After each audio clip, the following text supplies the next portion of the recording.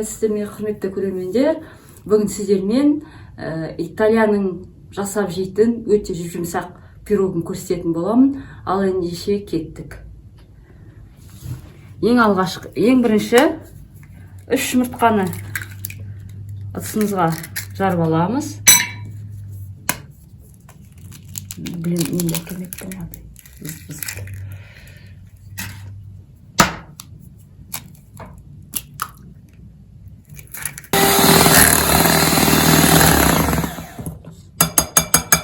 Болды. Көпір кішкене ағарғанша жасап алдық. Енді осыған дұрыс салуға болады, азғантай ғана. Енді 12 қасық сүтімізді құямыз.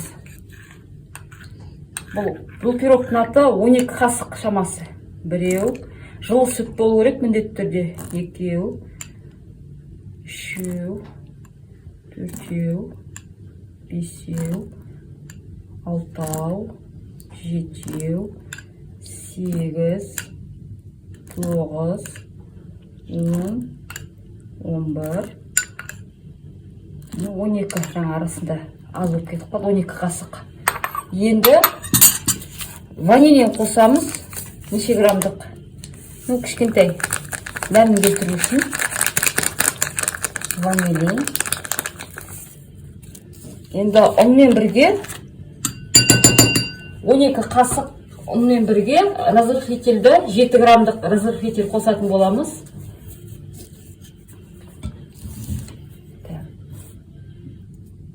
1, 2,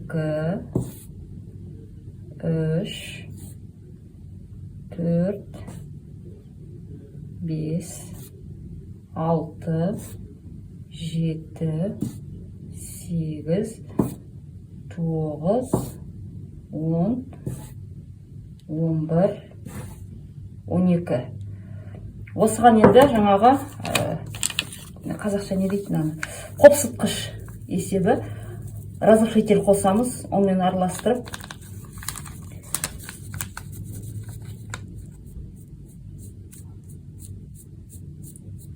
Жеті грамдай жетеді жобамен.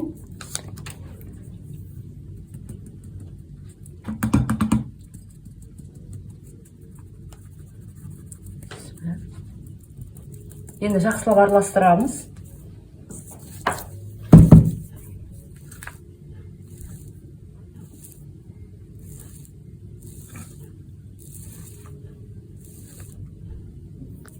Мінекей дайын болды.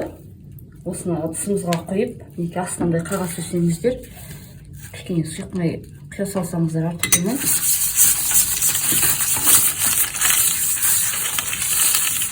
Енді жасалған тестімізді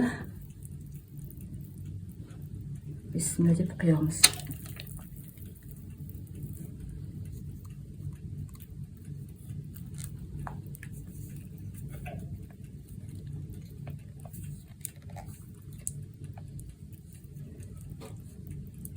...180 градуста 20-25 минутта пісіретін боламыз. Екеңіздер. Пирогымыз дайын болды. 20-22 минут, 25 минутқа жеткен жоқ. Кішкене суысын, сосын кесіп көрсететін болам. Бисмилля. Ой, жұмсақ. Аса қатты суыған жоқ әлі, енді шыдамай жатырық біз.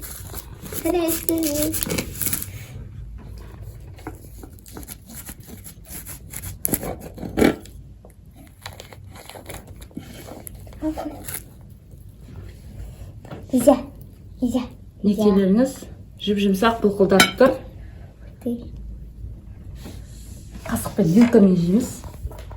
Сәлеметсіздер ме? Мына жерден жесеңіз енді. Вилкамен жегісі келмейтін ұнатпайды вилкамен жеген. Басымды көтербесін,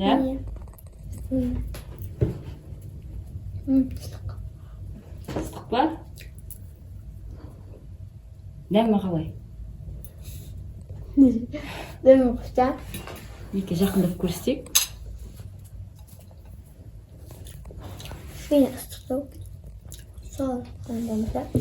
Ал асын дәмді болсын. Рахмет, күшті болып шықты. ұнады ма? Иә. Жарайды, насыр болмаса. Шай ішейік.